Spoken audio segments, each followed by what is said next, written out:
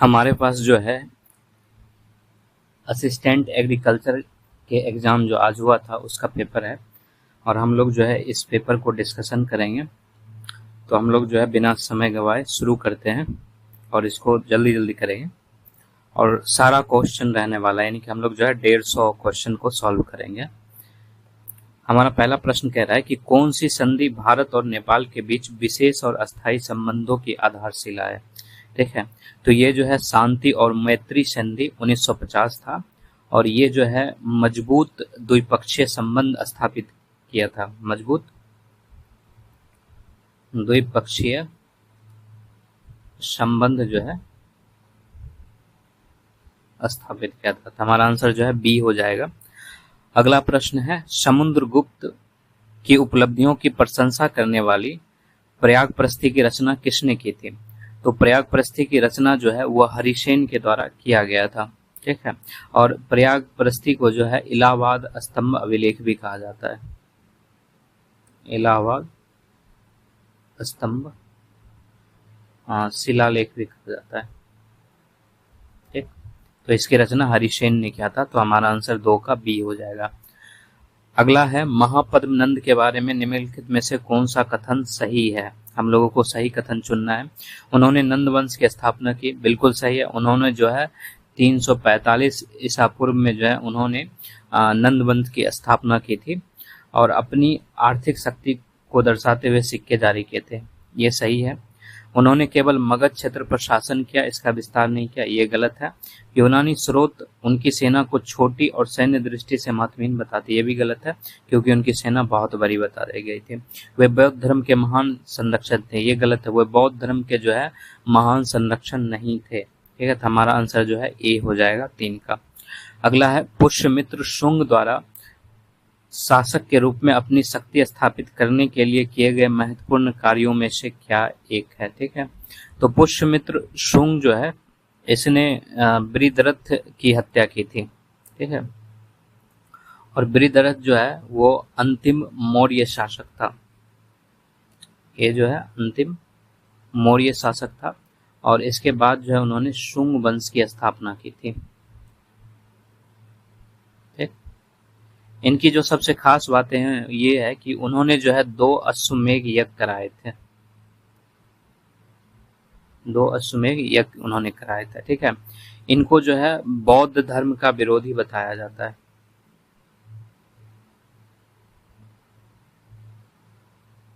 ठीक है, तो उन्होंने जो है नई मुद्रा प्रणाली शुरू की थी। ठीक, इनका महत्वपूर्ण कार्य हो जाएगा, उन्होंने अश्वमेध यज्ञ किया था। ठीक है, उन्होंने 2 अश्वमेध यज्ञ किए थे। हमारा आंसर बी हो जाएगा। अगला प्रश्न है, 7वां खेलो इंडिया यूथ गेम्स की मेजबानी पहली बार बिहार में की गई, वे अधिकतर किन शहरों में आयोजित किया गया था। तो ये जो है 5 शहरों में आयोजित किया गया था 7वां खेलो इंडिया यूथ गेम्स, और वो 5 शहर जो है पटना, राजगीर, भागलपुर, गया और बेगूसराय था। ये 5 शहरों में आयोजित किया गया था। तो हमारा आंसर जो है ए हो जाएगा। ठीक, अगला प्रश्न है, किस मंत्रालय ने बेयर फूट टेक्नीशियन परियोजना शुरू की और यह किस उद्देश्य से शुरू की गई थी। ये जो है ग्रामीण विकास मंत्रालय के द्वारा शुरू किया गया है। ग्रामीण विकास मंत्रालय के द्वारा शुरू किया गया है और इसका उद्देश्य जो है, जो हम लोगों का मनरेगा होता है, ठीक है, उस योजना में तेजी और पारदर्शिता लाना इसका लक्ष्य है। जो मनरेगा योजना है उसमें जो है तेजी और पारदर्शिता लाना है।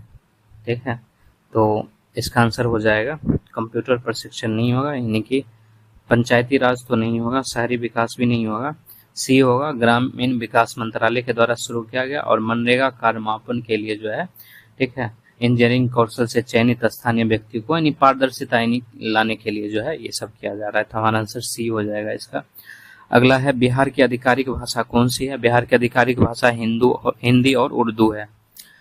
उसके बाद अगला प्रश्न है, 2014 में अपने विघटन तक किस संस्था ने पंचवर्षीय योजना तैयार की। पंचवर्षीय योजना जो है ये योजना आयोग के द्वारा तैयार किया जाता था और ये जो है 17 अगस्त 2014 को जो है ये भंग हो गया था और इसके जगह पर नीति आयोग यानी कि 1 जनवरी 2015 को आया, जिसके अध्यक्ष प्रधानमंत्री। तो हमारा आंसर इसका जो है डी हो जाएगा 8 का। अगला प्रश्न है, दिसंबर 2024 में कौन सा खिलाड़ी सबसे कम उम्र का विश्व शतरंज चैंपियन बना? ठीक है, तो सबसे कम उम्र का डी गुकेश बने थे और ये जो है 12 दिसंबर 2024 को जो है उन्होंने सिंगापुर में जो है जो चीन के खिलाड़ी थे उनका नाम था डिंग लिरेन, इनको उन्होंने हराया था। ठीक, उसके बाद जो है ये विश्व चैंपियन बन गए थे, तो इसका आंसर डी हो जाएगा। अगला है 2025 दलीप ट्रॉफी में बिहार में जन्मे किस खिलाड़ी को पूर्वी क्षेत्र क्रिकेट टीम का कप्तान नियुक्त किया गया? ये ईशान किशन को नियुक्त किया गया, तो आंसर बी हो जाएगा। अगला है, अप्रैल 2025 में टाइगर ट्रायम्फ अभ्यास के चौथे संस्करण में भारत और किस देश की सशस्त्र सेनाओं ने पहली बार संयुक्त रूप से भाग लिया? ठीक है, तो जो ये चला था यह 1 अप्रैल से जो है 13 अप्रैल तक चला था। ठीक है, और ये जो है पूर्वी तट पे हो रहा था, पूर्वी तट पर जो है ये आयोजित किया गया था। और टाइगर ट्रायम्फ अभ्यास जो है ये त्रिसेवा है अभ्यास है और इसमें जो है ये मानवीय सहायता और आपदा राहत पर केंद्रित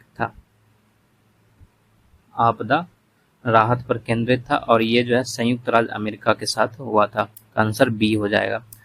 अगला प्रश्न है, 7 मई 2025 को 224 जिलों में आयोजित राष्ट्रव्यापी नागरिक सुरक्षा मॉक ड्रिल ऑपरेशन अभ्यास किस भारतीय संस्था द्वारा आयोजित किया गया था?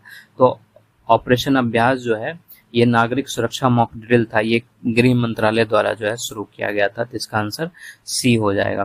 ठीक है, अब अगला प्रश्न 13वां, श्रीलंका की विधायी प्रशासनिक राजधानी कहाँ है? ये जो है श्री जयावर्धने कोट्टे है इसकी प्रशासनिक राजधानी। ठीक है, उसके बाद अगला है, मिलान करना है, एक तरफ देश है और दूसरी तरफ मुद्रा है। इंडोनेशिया की जो मुद्रा है उसको रुपया कहते हैं। ठीक है, चीन की जो मुद्रा है उसको युआन कहा जाता है। दक्षिण अफ्रीका की जो मुद्रा है उसको रेंड कहा जाता है। मैक्सिको की जो मुद्रा है उसको पेसो कहा जाता है। ठीक है, तो इसमें हम लोग के इंडोनेशिया रुपया यहाँ लिखा हुआ है, यानी थर्ड जो है इसका हो जाएगा, यानी कि ए का जो है तीसरा नंबर हो जाएगा। चीन युआन यानी दूसरा, दक्षिण अफ्रीका रेंड यानी चौथा हो जाएगा और मैक्सिको पेसो यानी पहला हो जाएगा, यानी कि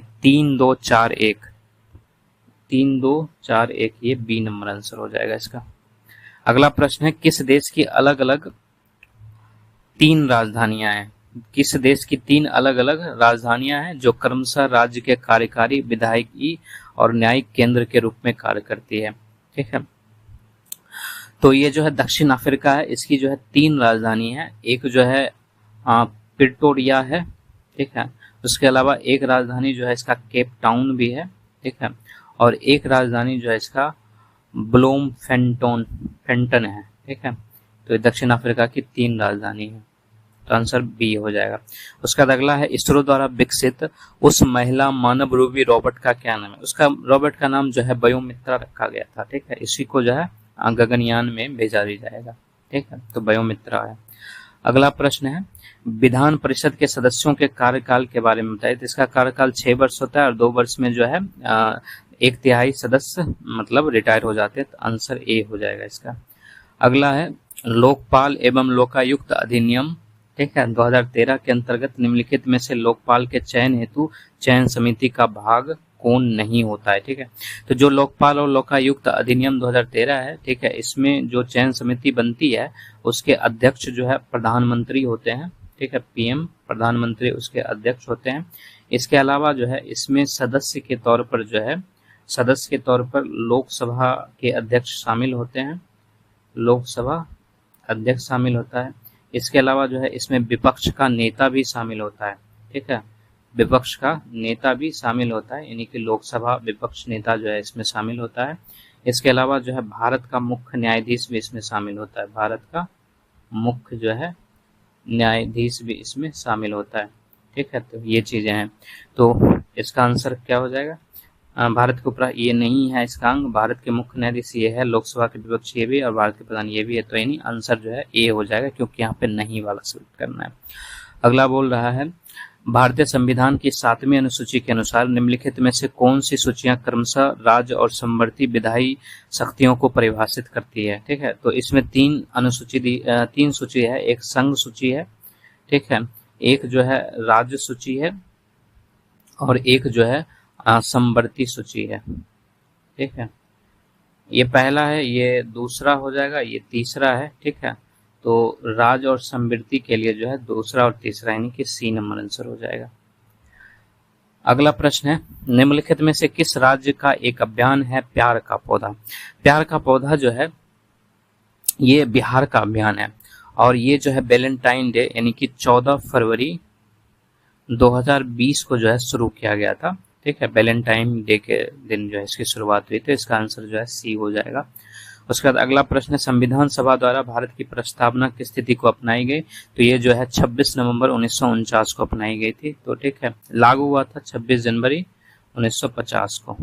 ठीक, उसके बाद अगला है, पीएम कुसुम के घटक बी के अंतर्गत यदि एकल सौर कृषि पंप के लिए बैंक वित्त का लाभ उठाया जाता है तो किसान को प्रारंभ में कितना हिस्सा स्वयं का अंशदान देना होगा। तो जितना जो है जो सोलर कृषि पंप का दाम है उसका 10% जो है उसको देना पड़ता है शुरू में। ठीक है, तो हमारा आंसर ए हो जाएगा इसका। अगला है, कौन सा ग्रामीण विकास मंत्रालय के अंतर्गत परियोजना उन्नति के उद्देश्य को सही ढंग से दर्शाता है। ठीक है, तो इसका आंसर ए हो जाएगा, सभी ग्रामीण परिवारों को मनरेगा के अंदर 100% कौशल प्रदान करना। ठीक है, स्वरोजगार ये गलत है। ठीक है, तो ए नंबर इसका आंसर हो जाएगा। अगला है, पहला संविधान संशोधन अधिनियम किस वर्ष पारित हुआ था, तो ये जो है 1951 में पारित हुआ था और दिन था 18 जून का। ठीक है, तो आंसर जो है सी हो जाएगा इसका। उसके बाद बोल रहा है आफ्टर 20 ईयर, ये इसके लेखक कौन है, इसके लेखक ओ हेनरी हैं। ठीक है, ये ओ हेनरी के द्वारा लिखा गया है। निम्नलिखित में कौन सी भाषा 8वीं अनुसूची की मूल 14 भाषाओं के बाद सबसे पहले जोड़ी गई और किस वर्ष शामिल किया गया। ठीक है, जैसे कि बोडो जो है ये 92वें संविधान संशोधन में जोड़ा गया था, सिंधी जो है ये 21वें संविधान संशोधन के माध्यम से जोड़ा गया था। ठीक है, कोकनी जो है ये 71वें संविधान संशोधन के माध्यम से जोड़ा गया और नेपाली जो है ये भी 71वें संविधान संशोधन के माध्यम से जोड़ा गया था। तो इसमें हम लोगों का जो आंसर हो जाएगा, ठीक है, वो आंसर जो है कौन सा, सिंधी हो जाएगा। ठीक, ये आंसर हो जाएगा। ठीक, और इसको हम लोग जो है एसपी से भी पता कर सकते थे। यहाँ पर 1961 हुआ लिखा हुआ था और यहाँ पूछ रहा है सबसे पहले कौन जोड़ी गई थी। ठीक है, उसके बाद अगला प्रश्न है, भारत की वर्तमान में 8 अनुसूची में 22 भाषाओं को मान्यता देता है, इनमें कौन सी भाषा उनमें से नहीं है। संथाली है, मैथिली है, डोंगरी है, भोजपुरी नहीं है। ठीक है, भोजपुरी को शामिल नहीं किया गया है। उसका अगला है, प्लाज्मा अनुसंधान के लिए भारत में विकसित टोकामक रिएक्टर का निम्नलिखित में से कौन सा है। ये जो टोकामक रिएक्टर है ये भारत का पहला स्वदेशी निर्मित या डिजाइन जो है किया गया है, ये स्वदेशी है, भारत का पहला स्वदेशी रिएक्टर है, भारत का पहला स्वदेशी डिजाइनिंग निर्मित रिएक्टर है। ठीक है, और इसका नाम जो है आदित्य है और साथ में इसको जो है SST-1 भी कहा जाता है। अगला प्रश्न है, राज्य के नीति निदेशक सिद्धांतों में पर्यावरण के संरक्षण और संवर्धन का कर्तव्य किस अनुच्छेद में, यह अनुच्छेद 48A में दिया गया है। ठीक है, और ये जो है 42वें संविधान संशोधन 1976 के माध्यम से लाया गया था। ठीक, उसके बाद अगला प्रश्न है, संविधान संशोधन विधेयक को संसद के दोनों सदनों द्वारा अलग अलग पारित किया जाना चाहिए, ये सही है। संविधान में किसी संविधान संशोधन विधेयक पर गतिरोध सुलझाने के लिए दोनों सदनों में संयुक्त बैठक का प्रावधान, ये गलत है, उसमें जो है संयुक्त बैठक का प्रावधान नहीं है, तो ए सही है और आर गलत है, तो आंसर ए हो जाएगा। उसके बाद अगला प्रश्न है, अधिकार परीक्षा रीट कब जारी किया जाता है। ये रीट जो है तब जारी किया जाता है जब कोई व्यक्ति जो है बिना कानूनी अधिकार के कोई सार्वजनिक पद धारण करके वहां से जो है काम करने लगता है, तो वहीं पर अधिकार परीक्षा यानी किस अधिकार से वो उस पोस्ट पे बैठा हुआ है, ये रीट जारी किया जाता है, तो इसका आंसर सी हो जाएगा। उसके बाद अगला प्रश्न है, भारतीय रुपयों के प्रतीक के बारे में है, तो भारतीय रुपये का प्रतीक जो है ये 15 जुलाई 2010 को जो है मतलब अपनाया गया था और इसको जो है डी उदय कुमार द्वारा जो बनाया गया है, डी उदय कुमार द्वारा बनाया गया था। ठीक है, तो ये प्रतीक देवनागरी र और रोमन आर के एकीकृत करता है, ये बिल्कुल सही है क्योंकि प्रतीक ऐसा है। ठीक है, दो क्षैतिज रेखाएं राष्ट्रीय ध्वज और बराबर चिन्ह का प्रतीक, ये गलत है, राष्ट्रीय ध्वज की बात है यहाँ पर नहीं है। इसका चयन किसी सार्वजनिक प्रतियोगिता के किया गया था, ये भी सही है, और इसको 2010 में पहले अपनाया गया था। हाँ, ये 15 जुलाई 2010 को अपनाया गया था। तो हमारा आंसर जो है सही चुनना है तो 1, 3 और 4 होगा, 1, 3, 4 यानी सी नंबर आंसर होगा। उसके बाद अगला कह रहा है कि किस संगठन ने भारत की पहली फ्रेंचाइजी आधारित शूटिंग लिंग ऑफ इंडिया शुरू करने की घोषणा की। ये जो है भारतीय राष्ट्रीय राइफल संघ के द्वारा जो है घोषणा किया गया था। इसका आंसर बी हो जाएगा। अगला प्रश्न है, विक्रमशिला एक महत्वपूर्ण मध्ययुगीन बौद्ध विश्वविद्यालय बिहार में किस पाल सम्राट द्वारा स्थापित किया गया है? तो ये जो है विश्वविद्यालय, विक्रमशिला विश्वविद्यालय, ये भागलपुर में है, पहली चीज।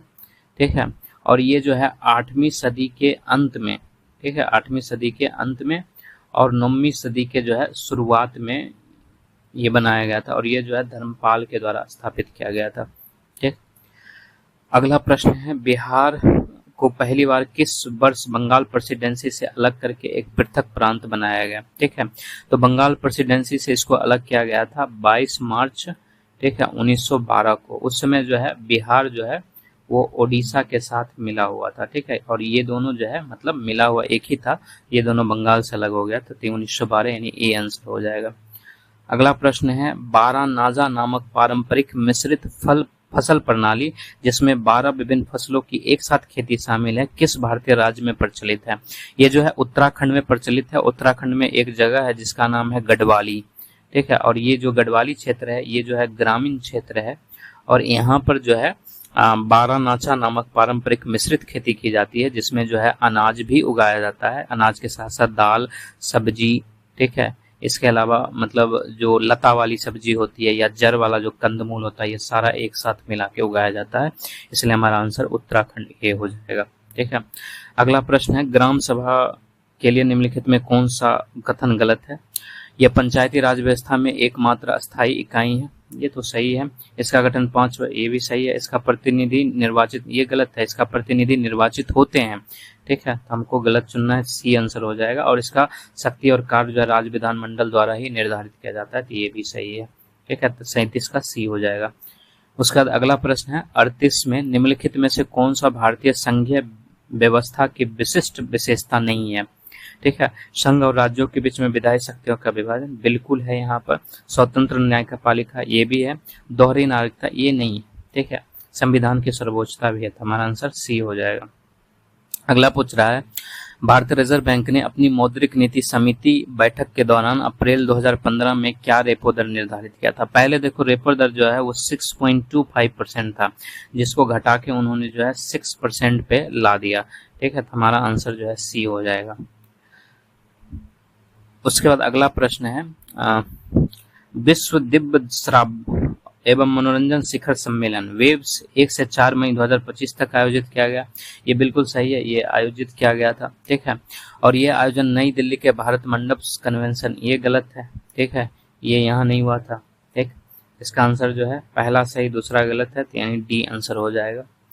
उसका बाद अगला प्रश्न है, भारत और नेपाल के बीच एक प्रमुख नदी परियोजना के लिए 1966 डैश में संशोधन किया गया। भारत और नेपाल के बीच में जो है वो एक कोसी समझौता है जो कि 1966 में, ये जो है 1954 में हस्ताक्षर हुआ। ये जो है 1954 में हस्ताक्षर हुआ और इसमें जो है 1966 में संशोधन किया गया था। ठीक है, यह आंसर जो है बी हो जाएगा। उसके बाद अगला प्रश्न है, महात्मा गांधी के बाद नहीं, अगला प्रश्न है कि कौन आधुनिक भारत भूटान संबंधों के प्रमुख निर्माता है? ठीक है, यहाँ पर लिखा निम्नलिखित में से कौन आधुनिक भारत भूटान संबंधों के प्रमुख निर्माता है? तो महात्मा गांधी नहीं होगा, पंडित जवाहरलाल नेहरू होगा। ठीक है, और महामहिम जिम्मे दोरंजी वांगचुक, ये बी नंबर आंसर होगा इसका। उसके बाद अगला प्रश्न है, विंबलडन 2025 में पुरुष एकल का खिताब किसने जीता? तो इसको जो है कार्लोस अल्काराज ने जीता था और इसने जो है नोवाक जोकोविच को हराया था। ठीक है, तो इसका आंसर डी हो जाएगा। अगला प्रश्न है, डॉक्टर अंबेडकर ने किस वर्ष नासिक के कालाराम मंदिर में मंदिर प्रवेश आंदोलन शुरू किया था? तो ये जो कालाराम मंदिर में मंदिर प्रवेश आंदोलन था, इसमें जो है लगभग 15,000 लोग जो है भाग लिया था, और ऐसा कहा जाता है ये जो है अहिंसक आंदोलन था। ठीक है, अहिंसक आंदोलन था, और ये जो है 2 मार्च 1930 को हुआ था। ठीक है, तो डी नंबर आंसर हो जाएगा। उसका अगला प्रश्न है, महात्मा गांधी के नेतृत्व में ऐतिहासिक दांडी यात्रा किस तिथि को शुरू हुई? तो हम लोगों को पता है कि जो दांडी यात्रा है वो 12 मार्च 1930 को शुरू किया गया था, और इसमें जो है 78 स्वयं सेवक जो है भाग लिया था। ठीक है, और ये कहाँ से कहाँ तक था? ये जो है साबरमती से दांडी तक था।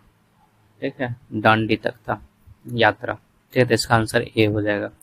उसका अगला प्रश्न है वायु प्रदूषण को लेकर, कि वायु प्रदूषण के संबंध में निम्नलिखित कथनों पर विचार कीजिए। और पहला ऑप्शन है, कणिकीय पदार्थ यानी PM 2.5 फेफड़ों में गहराई तक प्रवेश कर सकते हैं और श्वसन संबंधी समस्या पैदा कर सकते हैं। बिल्कुल सही है।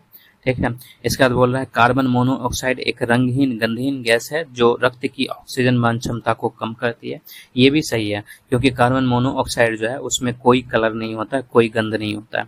इसके बाद बोल रहा है कि सल्फर डाइऑक्साइड मुख्यतः ज्वालामुखी विस्फोटों से उत्सर्जित होता है। ये गलत है, मुख्यतः जो है यह ज्वालामुखी विस्फोट से उत्सर्जित नहीं होता है, बल्कि जो है जो मानव गतिविधि है, ठीक है, उससे जो है ये ज्यादा मतलब उत्सर्जित होता है। तो हमारा आंसर जो है, ठीक है, गलत चुनना है तो सिर्फ तीसरा हो जाएगा, यानी कि सी नंबर आंसर हो जाएगा। उसके बाद अगला प्रश्न देखते हैं, 1917 के चंपारण सत्याग्रह जो महात्मा गांधी का भारत में पहला सत्याग्रह था के बाद किस कृषि प्रणाली को समाप्त करे? वो तिनकठिया प्रणाली को समाप्त करेगा, जिसमें नील की खेती के लिए जो है किसानों को जबरदस्ती किया जाता था, तो उसको समाप्त कर दिया गया था। उसके बाद अगला है, तृतीय क्षेत्र में केवल वे गतिविधियां शामिल है जो सीधे तौर पर वस्तुओं के उत्पादन में मदद करती है। ये गलत है, तृतीय क्षेत्र में सेवा क्षेत्र शामिल होता है। ठीक है, द्वितीय क्षेत्र और प्राथमिक क्षेत्र जो है वो सीधे वस्तुओं के उत्पादन में जो है मदद करती है। तृतीय क्षेत्र की कुछ सेवाएं जैसे शिक्षण और चिकित्सा सेवाएं सीधे तौर पर वस्तुओं के उत्पादन में सहायक नहीं होती है। ये सही है। ठीक है, तो हमारा आंसर जो है वो ए गलत और आर सही हो जाएगा। ए गलत आर सही, सी नंबर आंसर हो जाएगा। उसका अगला प्रश्न है, भारत में पायराइट भंडार का लगभग 95% हिस्सा बिहार में है। बिहार में पायराइट का खनन मुख्यतः कहाँ होता है? पायराइट जो है, ठीक है, इसका खनन जो है रोहतास में किया जाता है। ठीक है, इसका खनन जो है रोहतास में किया जाता है, और रोहतास में जो है सोन घाटी जगह है, सोन घाटी, वहीं पर जो है अमझोर नामक जगह पर जो है इसका खनन किया जाता है, और पायराइट में जो है 47% तक जो है सल्फर पाया जाता है। ठीक है, इसका आंसर ए हो जाएगा। अगला प्रश्न है, कौन सा विकल्प उच्च तुंगता पर ओजोन निर्माण की सही क्रियाविधि को स्पष्ट करता है? जो ओजोन निर्माण की क्रियाविधि है ये 2 चरणीय क्रियाविधि है। ठीक है, 2 चरणीय प्रक्रिया है। ठीक है, और इसको हम लोग जो है चैपमैन तंत्र भी कहते हैं, चैपमैन तंत्र भी कहा जाता है। ठीक है, इसमें जैसे कि O2 से जब अल्ट्रावायलेट किरण जो है यानी पारावैंगनिक किरणें जो है वो करती है, तो इससे जो है C विकिरण हो गया।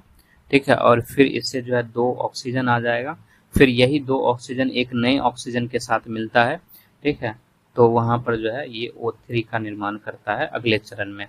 ठीक है, तो ये आंसर हमारा पारावैंगनिक किरणें हो जाएगा, जो ऑक्सीजन के अणुओं को तोड़ देती है, और मुक्त परमाणु O2 जो है एक नए ऑक्सीजन के साथ मिलकर जो है किसका निर्माण करती है? ओजोन का निर्माण करती है। ठीक है, तो आंसर जो है हमारा सी हो जाएगा। उसके बाद अगला प्रश्न है, भारत और दक्षिण पूर्व एशिया में किस लिपि को कई लिपियों के परिवार और उप परिवारों के जनक के रूप में वर्णित किया गया है? ये जो है ब्राह्मणी लिपि है।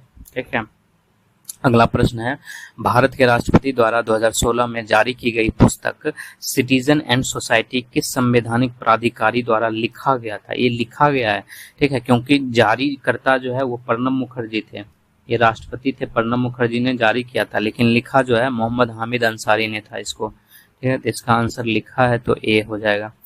इसके बाद अगला प्रश्न है, ठीक है, मिलान करना है, एक तरफ कवि है, दूसरे तरफ उनकी पुस्तक और कविता है। ठीक है, जॉन मिल्टन, इनकी जो कविता थी वो पैराडाइज लॉस्ट था। ठीक है, सरोजिनी नायडू ने द गोल्डन थ्रेशोल्ड लिखा था, और इनका जो है पहला कविता संग्रह था, ठीक है, पहला कविता संग्रह जो है सरोजिनी नायडू का था। होमर जो है द इलियड लिखा था, और ये जो है यूनानी मतलब महाकाव्य कविता माना जाता है, ठीक है। और क्यों माना जाता है, क्योंकि ये जो है ट्रोजन युद्ध पर आधारित है, ठीक है। रॉबर्ट फ्रॉस्ट जो है उन्होंने जो है द रोड नॉट टेकन ये लिखा था उन्होंने, और ये भी कविता है, ठीक है, सारे कविताएं हैं, ठीक है। तो आंसर जो है सारे एक दूसरे से मिला होते 1 2 3 4, ए नंबर आंसर हो जाएगा। उसके बाद अगला प्रश्न है 54, ठीक है। पंचायती राज मंत्रालय राज्यों में किस प्रक्रिया की देखरेख करती है? ये विकेंद्रीकरण की देखरेख करती है, ठीक है, क्योंकि बटा रहता है हर जगह पर। उसके बाद अगला है महावीर ने अपना दूसरा संवर्षन निम्नलिखित में किस शहर में दिया था? ये दूसरा संवर्षन इन्होंने जो है पावा में दिया था, ठीक है, पावा में दिया था इसमें, ठीक है। नहीं, इनका जो है संवर्षन पावा में नहीं था, चंपा में था, ठीक है, चंपा में इन्होंने दिया था, और चंपा कहीं है नहीं इसमें, चल लेकिन बोध गया है, तो बोध गया आंसर ए होगा, ठीक। उसके बाद अगला प्रश्न है भारत में सामुदायिक विकास कार्यक्रम कब और किसके द्वारा शुरू किया गया? ठीक है, तो भारत में जो सामुदायिक विकास कार्यक्रम है ये जवाहरलाल नेहरू के द्वारा शुरू किया गया था, और इन्होंने जो है 1952 में शुरू किया था, ठीक है, अक्टूबर 1952 में शुरू किया था।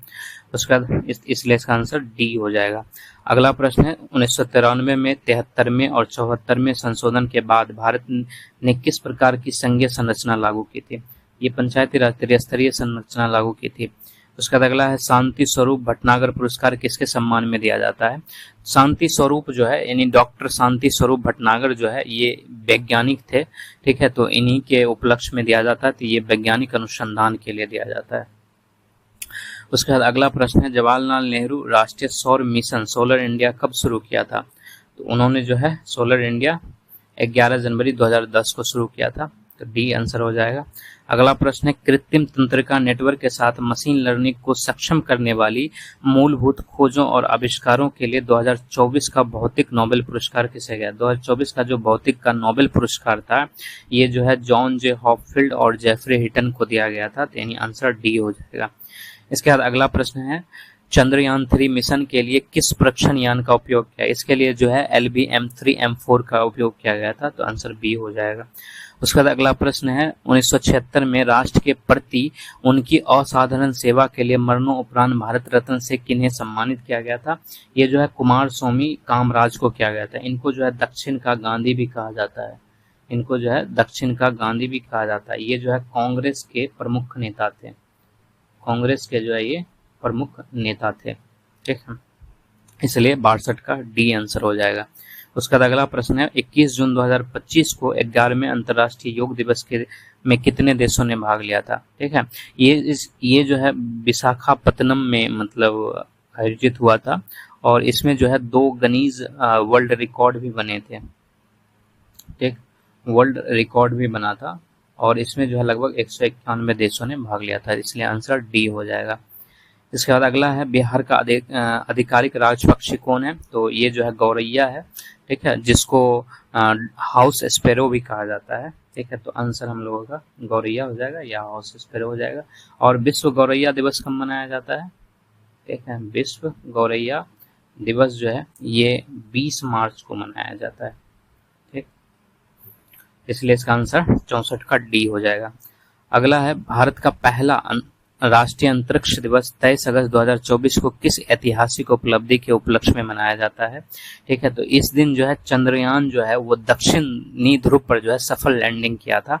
तो भारत के पहले उपग्रह ये गलत है, गगनयान क्रू मॉड्यूल ये गलत है, चंद्रयान 3 का चंद्रमा पर सफल लैंडिंग, चंद्रयान 3 का दक्षिणी तो ये सही हो सकता है, इसरो का ये गलत है। तो ये 23 अगस्त को जो है जो हमारे प्रधानमंत्री मोदी जी उन्होंने जो है राष्ट्रीय अंतरिक्ष दिवस घोषित किया था, तो इस दिन जो है चंद्रयान 3 जो है चंद्रमा के जो दक्षिणी ध्रुव है वहां पर सफल लैंडिंग किया था, इसलिए इसका आंसर सी हो जाएगा।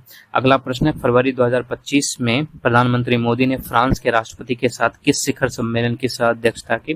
तो फ्रांस के राष्ट्रपति का नाम जो है इमैनुअल मैक्रोन है, ठीक है, इमैनुअल मैक्रोन है, और ये जो है पेरिस में हुआ था, ठीक है, यानी कि एआई एक्शन शिखर सम्मेलन, और ये जो है 10 से 11 फरवरी के बीच में चला था। तो इसी की अध्यक्षता जो है सह अध्यक्षता मतलब मोदी जी ने किया था। उसका अगला प्रश्न है 14 मई 2025 को भारत के 52वें मुख्य न्यायाधीश के रूप में किसने पदभार संभाला? इन्होंने जो है यानी न्यायमूर्ति भूषण राम कृष्ण गवई ने संभाला था, और क्योंकि 13 मई 2025 को जो है जो संजीव खन्ना थे, ठीक है, संजीव खन्ना वो जो है रिटायर हो गए थे, यानी कि सेवा निवृत्त हो गए थे, इसलिए इनके जगह पर जो है न्यायमूर्ति भूषण राम कृष्ण गवई ने ज्वाइन किया। उसके बाद अगला है निम्नलिखित में से कौन सा पृथ्वी की परतों की सबसे भीतरी से सबसे बाहरी क्रम के सही ढंग को, सबसे भीतर में जो है क्रोड होता है, ठीक है, तो आंसर बी हो जाएगा, क्रोड मेंटल भूप्रकृति। उसके बाद अगला प्रश्न है कौन सा द्वितीयक क्षेत्र का व्यवसाय है? विनिर्माण जो है ये द्वितीयक क्षेत्र से संबंधित है, ठीक है, ये सारे प्राथमिक हैं, ये द्वितीयक है, तो इसलिए आंसर सी हो जाएगा। भारत ने किस सांस्कृतिक उत्सव को 2021 में यूनेस्को की मानवता की अमूर्त सांस्कृतिक विरासत की प्रतिनिधि सूची में जोड़ा है? ठीक है, ये जो है कलकत्ता का जो दुर्गा पूजा है, ठीक है, कलकत्ता का जो दुर्गा पूजा है उसको जोड़ा गया, इसलिए इसका आंसर सी हो जाएगा। अगला प्रश्न है एनएचपीसी लिमिटेड के स्वामित्व और संचालन वाले 24 बिजली घरों में से एक तिस्ता 5 पावर स्टेशन किस भारतीय राज्य में स्थित है? तो तिस्ता 5 पावर स्टेशन जो है ये सिक्किम राज्य में स्थित है, और यहाँ पर ये जो है 510 मेगावाट का है, और इसी को जो है जो तिस्ता 5 पावर स्टेशन है जो सिक्किम है उसी को जो है ब्लू प्लेनेट पुरस्कार भी दिया गया है, ब्लू प्लेनेट पुरस्कार भी दिया गया, ये भी इम्पोर्टेंट है। उसके बाद अगला है 12वीं पंचवर्षीय योजना को निम्नलिखित में से कौन सा उपशीर्षक दिया गया?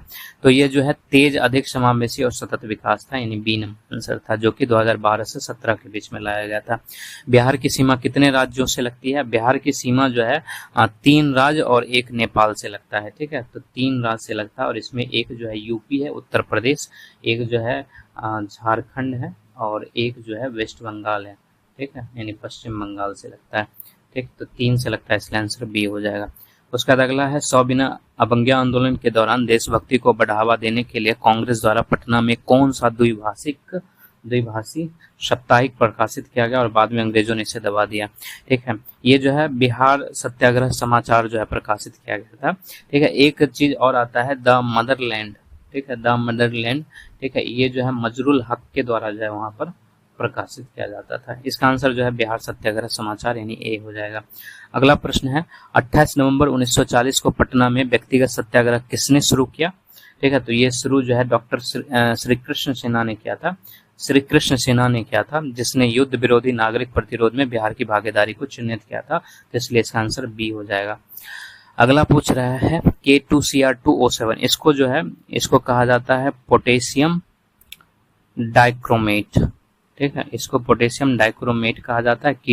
K2Cr2O7 को इसमें पूछ रहा है Cr की ऑक्सीकरण संख्या क्या है, जिसको हम लोग निकाल लेते हैं, जैसे कि पोटेशियम जो है +1 होता है, ठीक है, ऑक्सीजन जो है वो -2 होता है, और Cr का पूछ रहा है तो इसको हम लोग x मान लेते हैं, या फिर इसको यही रखते हैं, या फिर x मान ही लेते हैं, ठीक है। तो ये क्या हो जाएगा, ये टोटल जो है 0 के बराबर होना चाहिए, यानी कि 2K2 है तो 2 जो है K, ठीक है, प्लस 2Cr है, 2Cr प्लस जो है 7O है, ठीक है, ये 0 के बराबर होना चाहिए, ठीक है। तो K का जो है +1 है, ठीक है, Cr ऐसे ही रहेगा, और 7 जो है यानी O का -2 होता है, ये 0 हो जाएगा। तो 2 + 2Cr, इसको x नहीं लिए हम, ठीक है, ये जो है ये Cr ही रखा गया है, ठीक है, इधर हो जाएगा -14 = 0, तो ये क्या हो जाएगा 2Cr = 14 इधर जाएगा, और ये -2, यानी कि इधर 12 बचेगा, वो भी प्लस में, ठीक है। Cr बराबर हो जाएगा 12/2 यानी कि 6, यानी ये पॉजिटिव में 6 है, ठीक है, +6 जो है हम लोगों का ऑक्सीकरण संख्या आ रहा है, तो ये जो है 6 नंबर है, ठीक है। उसके बाद अगला है वे अणु जो समान आणविक सूत्र साझा करते हैं लेकिन परमाणुओं की संरचनात्मक व्यवस्था अलग अलग होती है, उन्हें इस रूप में जाना जाता है, उनको जो है आइसोमर के रूप में जाना जाता है, यानी इसको जो है समावयी कहा जाता है, ठीक है, इसलिए इसका आंसर 77 का सी हो जाएगा। उसके बाद अगला है निम्नलिखित में कौन सी धातु सबसे अधिक अभिक्रियाशील? सबसे अधिक अभिक्रियाशील जो है वो पोटासियम होता है, क्योंकि ये हवा और पानी से भी अभिक्रिया कर लेता है, इसलिए बी आंसर हो जाएगा इसका। अगला है बॉयल्ड के नियम के अनुसार यदि आप किसी गैस का तापमान स्थिर रखते हैं और उसका आयतन कम करते हैं तो आप पर क्या? ये क्वेश्चन जो है रिपीट हुआ है। ये क्वेश्चन जो है हम लोगों ने जो पहले वाला क्वेश्चन डिस्कस किया था, ठीक है, यानी मोटर व्हीकल इंस्पेक्टर वाला, उसमें भी ये सवाल था। तो वहां पर जो है जो बॉयल का नियम है वो इनवर्सली प्रोपोर्शनल प्रेशर के हो जाते हैं वॉल्यूम, ठीक है। तो अगर वॉल्यूम जो है वो बढ़ेगा तो प्रेशर घटेगा, ठीक है। तो यहाँ पर पूछ रहा है क्या कि आयतन अगर हम लोग कम करते हैं तो प्रेशर बढ़ जाएगा, ठीक है। तो आंसर जो है ए हो जाएगा। तो ये क्वेश्चन जो है ये रिपीटेड क्वेश्चन है, ठीक है। उसके बाद अगला है रेडॉक्स अभिक्रिया में इलेक्ट्रॉन प्राप्त करने वाले पदार्थ को क्या कहते हैं? इसको ऑक्सीडाइज्ड कहा जाता है, यानी ऑक्सीकृत कहा जाता है। अगला प्रश्न है मानव विकास सूचकांक किसके द्वारा विकसित किया गया? ये 1990 में महबूल हक के द्वारा विकसित किया गया था, ठीक, यानी बी आंसर हो जाएगा 81 का। उसके बाद अगला प्रश्न है पृथ्वी के अंदर वह बिंदु क्या कहलाता है जहां भूकंप के दौरान ऊर्जा मुक्त होती है? उसको हम लोग हाइपोसेंटर कहते हैं, ठीक है। जहां पर सबसे पहले निकलेगा वो इपी सेंटर बताता है, लेकिन जहां पर भूकंप के दौरान ऊर्जा मुक्त होगी उसको हाइपोसेंटर कहेंगे। तो इसका आंसर बी हो जाएगा। उसका अगला है सतह पर या भूपटपटी के भीतर लावा के ठंडा होने और जमने से बनने वाली चट्टान को क्या कहते हैं? उसको जो है आग्नेय चट्टान कहते हैं, क्योंकि वो लावा से मतलब लावा के ठंडा होने से बना रहता है, ठीक है। तो इसलिए उसको आग्नेय चट्टान कहा जाता है। किसी ग्रह या तारे जैसे खगोलीय पिंड के गुरुत्वाकर्षण खिंचाव से मुक्त होने के लिए किसी वस्तु की न्यूनतम गति क्या कहलाती है? उसको एस्केप वेलोसिटी कहते हैं, यानी पलायन वेग कहलाता है, ठीक है। उसके बाद अगला है समजातीय अंगों की उपस्थिति इंगित। समजातीय अंग क्या होता है कि ये इसकी जो संरचना होती है, ठीक है, और उत्पत्ति ये दोनों समान होता है, ठीक है। संरचना उत्पत्ति दोनों समान, यानी कि दो अंग ऐसे हैं जिसकी संरचना और उत्पत्ति भी समान है लेकिन कार्य जो है वो भिन्न हो जाएगा, अलग अलग कार्य करता है, उसको हम लोग समजातीय अंग कहते हैं, ठीक है। तो ये जो है डाइवर्जेंट एवोल्यूशन का उदाहरण है, यानी अपसारी विकास का उदाहरण है, इसलिए आंसर जो है ए हो जाएगा। उसके बाद अगला प्रश्न है हिमालयी नदी तंत्र के संबंध में गलत युग्म की पहचान कीजिए, ठीक है। चिनाव, चंद्रा और भागा के मिलने से टांडी में बनते हैं, ये बिल्कुल सही है, ठीक है। रावी हिमाचल में उत्पन्न होती है देव प्रयाग के पास, ये गलत है। रावी जो है वो गंगा से रिलेशन नहीं है, ये जो है सिंधु की नदी है, ठीक है। ये हमारा गलत हो जाएगा। झेलम बेरीनाग से निकलती है बुरल झील, ये सही है। सतलज मानसरोवर ये भी सही है। हमारा आंसर जो है गलत चुनना था, तो इसलिए बी आंसर होगा। उसका अगला है द्रव्यमान m वेग v वाली वस्तु की गतिज ऊर्जा का सूत्र क्या है? ये जो है k = ½ mv² हो जाएगा, यही इसका गतिज ऊर्जा होगा, यानी कि डी आंसर हो जाएगा। उसके बाद अगला है सूर्य द्वारा पृथ्वी को गर्म करने के लिए उष्मा स्थानांतरण की कौन सी विधि उत्तरदायी होती है? ये रेडिएशन उत्तरदायी होता है, जिसको विकिरण कहा जाता है, तो आंसर बी हो जाएगा। उसके बाद अगला है पृथ्वी के वायुमंडल की किस परत में ओजोन परत है जो सूर्य की हानिकारक पराबैंगनी किरणों का अधिकांश भाग अवशोषित कर ले? वो समताप मंडल में है, ठीक है। तो आंसर जो है बी हो जाएगा, जिसको स्ट्रेटोस्फीयर कहते हैं। उसके बाद अगला है वह कौन सी परिघटना है जिसमें प्रकाश एक माध्यम से दूसरे माध्यम में जैसे हवा से पानी में जाते समय मुड़ जाता है? उसको हम लोग अपवर्तन कहते हैं, रिफ्लेक्शन कहते हैं, ठीक है। आंसर ये हो जाएगा। 91 का किसी वस्तु की अपनी गति की अवस्था में परिवर्तन का विरोध करने की प्रवृत्ति को क्या कहते हैं? उसको जो है इनर्शिया यानी जड़त्व कहा जाता है, तो आंसर सी हो जाएगा। ये सारे जो है आसान सवाल दिए गए हैं, ठीक है। एक छोटे आयाम वाले सरल लोलक यानी कि सिंपल पेंडुलम के लिए उसका आवर्त काल एक पूर्ण दोलन का समय मुख्यतः इसके द्वारा निर्धारित होता है, जो टाइम पीरियड है उसका, ठीक है, क्योंकि यहाँ पर समय की बात कर रहा है, आवर्त की बात कर रहा है, ठीक है, टाइम पीरियड की बात। तो टाइम पीरियड का फॉर्मूला होता है 2π√L/g, ठीक है। यहाँ पर पाई भी मतलब फिक्स है, ठीक है, और जी का भी वैल्यू फिक्स रहता है। तो यहाँ पर जो है सिर्फ लंबाई पर जो है ये निर्भर करता है, ठीक है, यानी कि जो उसका आवर्त काल है वो सिर्फ लंबाई पर निर्भर करता है, तो लंबाई के द्वारा निर्धारित होगा, यानी कि सी आंसर होगा। उसके बाद अगला है लेंज का नियम, ठीक है। लेंज का नियम जो है वो ऊर्जा से संबंधित है, ठीक है, यानी ये विद्युत धारा की दिशा का वर्णन करता है, ये जो है ऊर्जा के संरक्षण के नियम का प्रत्यक्ष परिणाम है, तो आंसर सी हो जाएगा, ठीक है। उसका 94 का है प्रकाश विद्युत प्रभाव प्रकाश की कण सदृश प्रकृति को दर्शाता है। यह किसी पदार्थ के इलेक्ट्रॉन से के उत्सर्जन का वर्णन करता है जब वो इनसे टकराता है। तो जब प्रकाश विद्युत प्रभाव जो है प्रकाश की कण सदृश प्रकृति को दर्शा रहा है तो उस समय पदार्थ के इलेक्ट्रॉन जो है वो एक आवेशित कण की तरह रहता है, ठीक है। तो इस वजह से इसका आंसर ए हो जाएगा। उसके बाद आनुवांशिकी में जीन के वैकल्पिक रूप के लिए क्या शब्द है? जेनोटाइप है, ठीक है। मानव पाचन तंत्र में प्रोटीनों का पाचन किस से शुरू होता है? पेट से शुरू होता है, यानी कि स्टोमक से शुरू होता है, ठीक है, यानी अमाशय से शुरू होगा। उसके बाद बोला है मस्तिष्क का वह भाग जो मुद्रा और संतुलन बनाए रखने के लिए जिम्मेवार है, उसको सेरेबेलम कहते हैं, ठीक है। सेरेबेलम का हिंदी होता है अनुमस्तिष्क, इसलिए आंसर ए हो जाएगा। उसके बाद बोलता है कार्बन 14 की अर्ध आयु लगभग जो है 5730 वर्ष है। इस गुण का उपयोग प्राचीन कार्बनिक पदार्थों की आयु निर्धारित करने की तकनीक में किया जाता है। इस तकनीक का क्या नाम है? इसको रेडियो कार्बन डेटिंग कहते हैं। तो आंसर जो है ए हो जाएगा। इसके बाद 99 में आणविक जीव विज्ञान में डीएनए टेम्पलेट में से आरएनए अणु के संश्लेषण की प्रक्रिया को इस रूप में जाना जाता है। उसको हम लोग जो है ट्रांसक्रिप्शन कहते हैं, यानी हिंदी में उसको प्रतिलेखन कहा जाता है। आंसर जो है ए हो जाएगा। अगला है संवहनीय पौधे में जाइलम का प्राथमिक। जाइलम जो है वो जड़ से पत्तों तक जल और जो खनिज लवण घुले हुए रहते हैं उसके जल में, उसका परिवहन करता है। तो इसके लिए इसका आंसर जो है ए हो जाएगा। जड़ों में पत्तियों तक जल और घुले हुए खनिजों का परिवहन करना, ठीक है। उसके बाद अगला है 101 में, अब यहाँ से शायद मैथ शुरू हो रहा है, ठीक है। 1-2 अंक की संख्या और उसके अंकों के स्थान बदलने से प्राप्त संख्या के बीच अंतर 36 है। उस संख्या के 2 अंकों के बीच का अंतर क्या होगा? जैसे कि संख्या हम लोग 10x + y मानते हैं, ठीक है। उसके बाद बोल रहा है स्थान बदल जाएगा, तो यानी कि y इधर आ जाएगा तो 10y + x हो जाएगा, ठीक है। उसके बाद बोल रहा है दोनों के बीच का अंतर 36 है, यानी कि 10x + y, ठीक है, माइनस जो है 10y + x = 36 हो जाएगा। दोनों को हम लोग माइनस करेंगे तो x यहाँ पर जो है -10y और -x हो जाएगा, इधर जाके माइनस होगा तो 9x और -9y हो जाएगा, जो कि 36 के बराबर होगा। अगर 9 हम लोग कॉमन ले लेते हैं तो x - y = 36 और ये कट जाएगा 4, यानी कि x - y = 4 हो रहा है।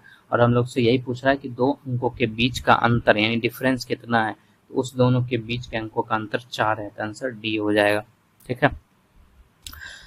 अगला प्रश्न जो है व्यंजक यानी इसको सॉल्व करना है। 120 - 60 डिवाइडेड, ठीक है, 3 प्लस ये दोनों 12 हो जाएगा, ठीक है। उसके बाद जो है 120 - 60 डिवाइड जो है 15, ठीक है, 120 - 4 यानी कि 116 आंसर हो जाएगा। ए नंबर आंसर होगा 102 का। उसके बाद अगला है ए बी से 25% अधिक है, ठीक है, और बी ए से कितना? मान लेते हैं बी जो है वो 100 है, ठीक है, तो ए जो है 25% अधिक है तो 125 हो जाएगा, ठीक है। अब ए जो है 125 हो गया, ठीक है, तो बी कितना अधिक है? बी जो है ए कितना अधिक है? 125 - 100, क्योंकि बी 100 है तो 25 अधिक है, ठीक है, तो प्रतिशत कितना होगा? 125/125 × 100, ठीक है, 25 × 5 100, 25 × 4 100, ठीक है, ये 5 यानी कि 20% जो है ए बड़ा है, या फिर बी जो है ए से 20% छोटा है। आंसर डी हो जाएगा इसका, ठीक है। उसके बाद अगला प्रश्न बोल रहा है 2 संख्या के बीच का अनुपात जो है 2:11 है। यदि संख्याओं के बीच का अंतर 81 है तो छोटी संख्या क्या होगी, ठीक है। जैसे कि अगर हम लोग x को लेकर चलते हैं, ठीक है, x को लेकर चलते हैं तो ये अनुपात जो है बीच का, ठीक है, 2x और 11x हो जाएगा, और इधर जो है 11x by 2 - x होगा, और ये अंतर जो है 81 हो जाएगा, ठीक है। इसको हम लोग सॉल्व करेंगे तो 11x - 2x by 2 = 81 हो जाएगा, ठीक है। इसके बाद क्या हो जाएगा? 9x और 2 इधर जाएगा तो 62 हो जाएगा, ठीक है। तो x बराबर हो जाएगा 162/9, जो कटेगा तो 81 हो जाएगा, ठीक है। कटेगा तो 18 हो जाएगा ना, ठीक है, 18 नमा 162, ठीक है, यानी 18 9 162, तो आंसर जो है सी हो जाएगा।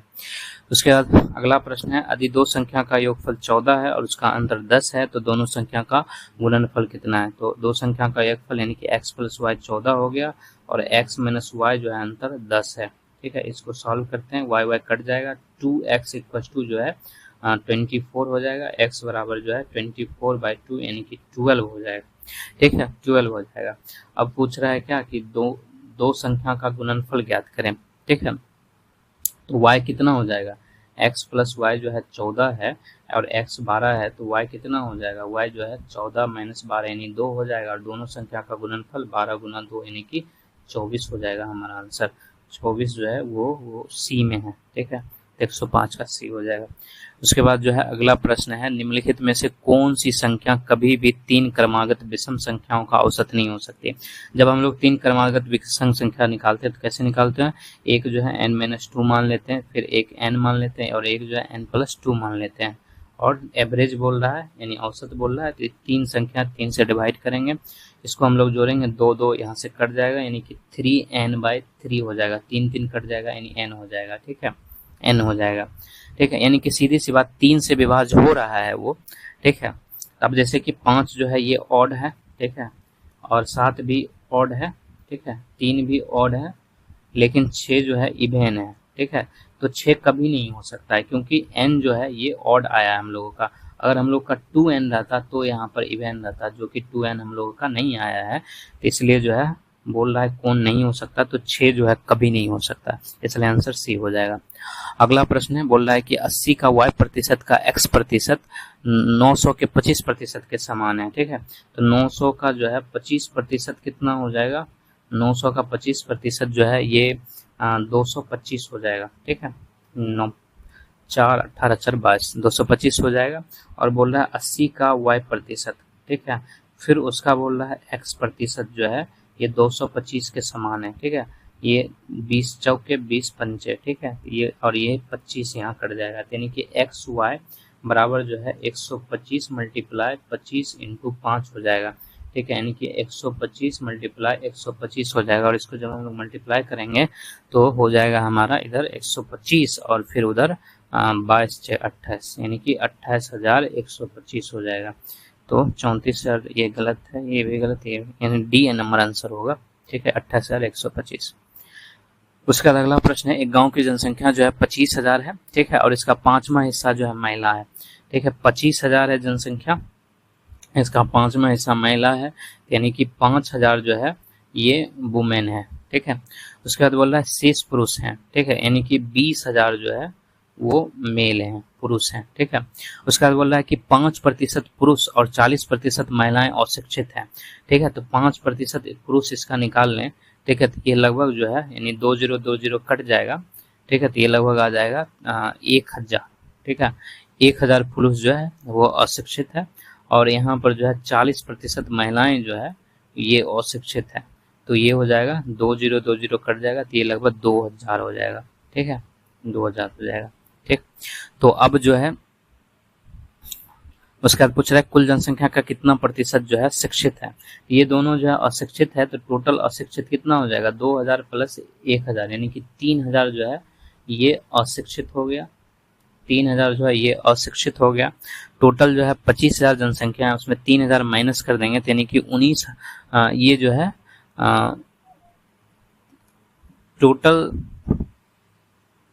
टोटल जनसंख्या 25,000 है, उसमें से 3,000 माइनस करेंगे, तो यानी कि 22,000 जनसंख्या जो है। ठीक है, 22,000 जनसंख्या वो शिक्षित आ जाएगा। ठीक है, तो 22,000 डिवाइडेड बाय यानी 25,000।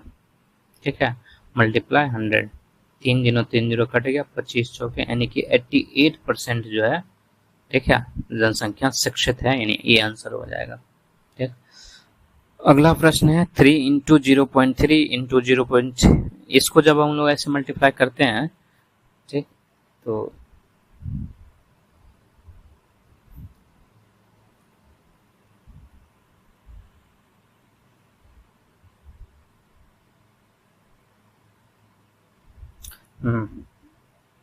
इसको हम लोग जो है जब ऐसे मल्टीप्लाई करते हैं, यानी कि 3 इंटू 0.3 इंटू 0.03 इंटू 0.003, तो ये जो है आ जाता है पहले।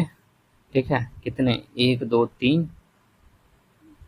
ठीक है, ये हो जाएगा 0 0 0 0। ठीक है, 4 0, उसके बाद 8 1। ठीक है, यानी कि यानी 9 या 27, 27 81, ये आ जाएगा, यानी कि डी नंबर आंसर आ जाएगा। ठीक, इसको हम लोग ऐसे भी निकाल सकते हैं, 3 मल्टीप्लाई 3/10 मल्टीप्लाई 3/100 मल्टीप्लाई 3/1000। ठीक है, ये चारों जो मल्टीप्लाई होकर 81 हो जाएगा, और ये जो है 3 2 5 1 6। ठीक है, इसको हम लोग जब डिवाइड करेंगे तो कितने आ जाएंगे, 1 2 3 4 और इधर 2 6, ये आ जाएगा, यानी कि सॉरी डी नंबर आंसर हो जाएगा। ठीक, उसके बाद अगला प्रश्न है, एक परिवार में 5 पुरुष 5 महिलाएं और 4 बच्चे हैं। ठीक है, 5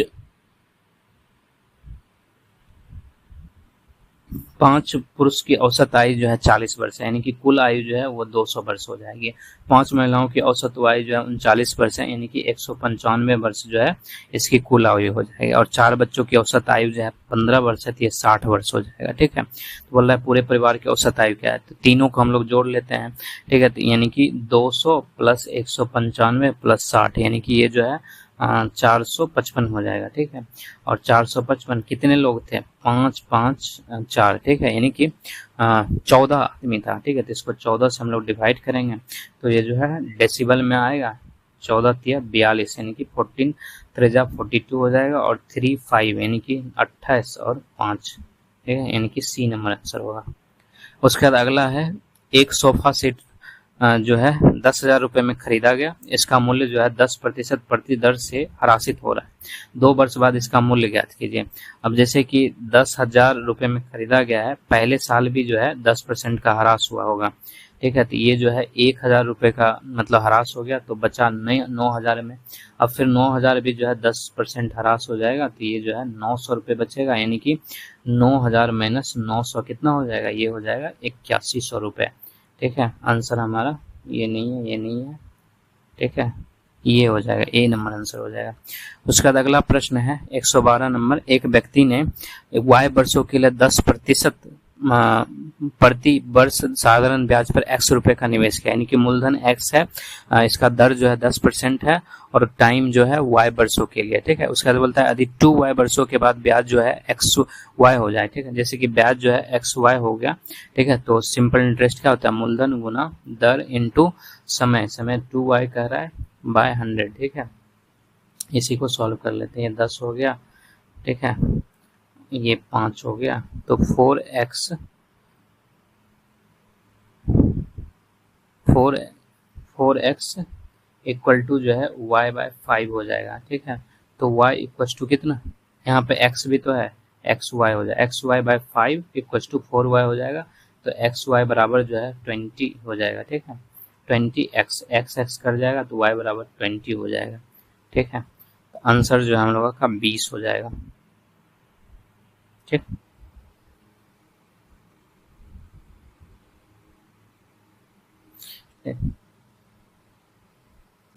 उसके बाद अगला है,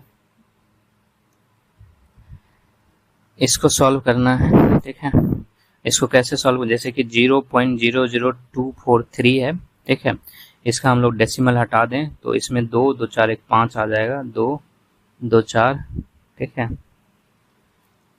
1 5 हो गया। ठीक है, ये जो है 3 का 5 पावर हो जाएगा, और ये जो है 10 का 5 पावर के बराबर है।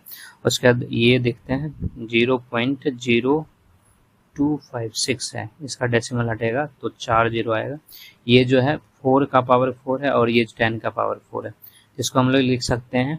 ठीक है, 3/10 टू द पावर 5, यानी कि ये जो है 0.3 का पावर 5 हो जाएगा, और ये जो है 4/10 टू द पावर 4 लिखेंगे, तो यानी कि 4.4 का पावर 4 हो जाएगा। ठीक है, अब इसका पावर 0.6 है, तो इसको हम लोग डेसिमल हटाएंगे तो ये हो जाएगा 2 से 3/5 हो जाएगा, और इसका 0.75 है, इसको हटाएंगे। ठीक है, तो ये जो है 3/4 आ जाएगा। ठीक है, अब मेरा क्या होगा, 0.3 यहाँ पे जो आया है टू द पावर 5, इसके ऊपर जो है 3/5 मल्टीप्लाई है। ठीक है, प्लस है, उसके बाद जो है ये आया है 0.4 टू द पावर 4, इसका जो है 3/4 है। ये 4 4 कट गया, ये 5 5 कट गया, यानी कि 0.3 to the power 3 plus 0.4 to the power 3। ठीक है, तो इसका आंसर कितना आ जाएगा, इसका आंसर हो जाएगा, जैसे 0.3 के पावर 3 है, तो ये जो है 0.027 हो जाएगा, और 4 के पावर 3 है तो ये जो है 0.064 आ जाएगा। और इसको हम लोग जब जोड़ेंगे तो ये कितना हो जाएगा, 7 4 11 8 1 9, ठीक है, 0.0 यानी कि आंसर हो जाएगा 0.091 यानी सी नंबर आंसर हो जाएगा। उसके बाद अगला प्रश्न है, यदि कोई संख्या जो है 40 से बढ़कर 60 हो जाती है तो प्रतिशत वृद्धि 50% है। बिल्कुल सही है, क्योंकि 20 का वृद्धि हो रहा है 40 पे, ठीक है, तो ये जो है 50% के बराबर आएगा, ठीक है, ये सही है। बोला 0.5% 1/2 के बराबर है, ये गलत है, ठीक है। 0.5% जो है, जैसे इसको डेसिमल उड़ जाएगा और परसेंट का आ जाएगा, ठीक है, ये नहीं है, ये गलत है। किसी संख्या को 25% ज्ञात करने के लिए 4 से, अब जैसे x का 25% हम लोग ज्ञात करते हैं तो 4 से ही विभाजित करना पड़ता है, तो ये भी सही है, यानी कि 1 और 3 सही है, यानी ए नंबर आंसर होगा इसका। उसका अगला प्रश्न है, 8 लोगों के परिवार के पास 30 दिनों के लिए पर्याप्त चावल का भंडार है। कुछ रिश्तेदार के आने के कारण, ठीक है, यह भोजन जो है 20 दिनों में खपत हो गया, तो परिवार में कितने मेहमान शामिल हुए। ये सिंपल सा सवाल है। जैसे कि 30 दिन जो है कितने व्यक्ति के लिए था, 8 आदमी के लिए था, ठीक है, तो एक आदमी रहता जो है तो उसके लिए ज्यादा दिन चलता, यानी कि 8 गुना 30 हो जाता। अब बोल रहा है कि 20 दिन में जो है खपत हो गया, ठीक है, खपत हो गया, ठीक है। ये कैसे कह रहा है, फिर से इसको पढ़ना पड़ेगा। 8 लोगों के परिवार के पास जो 30 दिनों के लिए पर्याप्त चावल का भंडार था। कुछ रिश्तेदार के आने के बाद 20 दिनों में ये खपत हो गया, तो 30 दिन जो है 8 आदमी खाता था, एक दिन में जो है ज्यादा आदमी खाएगा, यानी कि 30 गुना 8 हो जाएगा। उसका तो बोल रहा है कि 20 दिन में मतलब खपत हो गया, ठीक है, यानी 30 गुना 8 डिवाइड बाई 20, ठीक है, तो 0 0 कट गया, 2 से 4 यानी कि 12 लोग जो है खाया था, ठीक है। तो यह मानते हुए प्रत्येक समान मात्रा थी, कितने मेहमान थे, तो 8 आदमी पहले से था, ठीक है, 12 आदमी खाया, तो यानी 4 मेहमान आए, यानी कि सी नंबर आंसर होगा। उसका अगला प्रश्न है, 50 व्यक्तियों का कार्यबल एक ठेके के साथ मिलकर एक कार्य को 5 महीने में पूरा करते हैं, तो 125 व्यक्तियों द्वारा समान कार्य कितने महीनों में पूरा किया जाएगा, ठीक है। 50 व्यक्ति जो है वो 5 दिन में पूरा करता है, ठीक है, 5 महीने में पूरा करता है, ठीक है, तो एक व्यक्ति जो है 5 × 50 हो जाएगा, और 125 व्यक्ति जो है यानी कि 5 × 50 डिवाइड बाय 125, यानी ये 25 ये 2, ठीक है, तो आंसर 2 महीने में हो जाएगा। उसके बाद अगला प्रश्न है, ठीक है, कि निम्नलिखित परिमेय में कौन सा संख्या बड़ा है। इसको हम लोग सिंपल तरीके से निकाल लेते हैं, बड़ा नहीं अपनाते हैं। इसको हम लोग अगर डेसिमल में फ्रैक्शन में बदलेंगे तो ये लगभग जो है 0 पॉइंट माइनस में 7143 के आसपास हो जाएगा, और इसको ये माइनस ऊपर चला जाएगा तो ये भी जो है माइनस 0.6905 हो जाएगा, और फिर जो है ये माइनस ऊपर चला जाएगा तो ये जो है 0 पॉइंट माइनस में ही रहेगा, 0.6429 होगा, और ये क्या हो जाएगा, ये 0 पॉइंट माइनस में 3929 हो जाएगा, ठीक है। तो हमारा आंसर क्या होगा, इसमें पूछ रहा है सबसे बड़ी कौन है, और सबसे बड़ी निकालना है तो सारे नेगेटिव में तो सबसे छोटा ढूंढना पड़ेगा हमको, तो सबसे छोटा जो है वो 39 है, यानी कि 11 -11 डी आंसर, यानी कि डी वाला है, -11/28 डी नंबर आंसर है। उसके बाद अगला प्रश्न है, संख्या 5 + √2 एक अपरिमेय संख्या, ये बिल्कुल सही है, ठीक है, ये जो है इरेशनल नंबर है।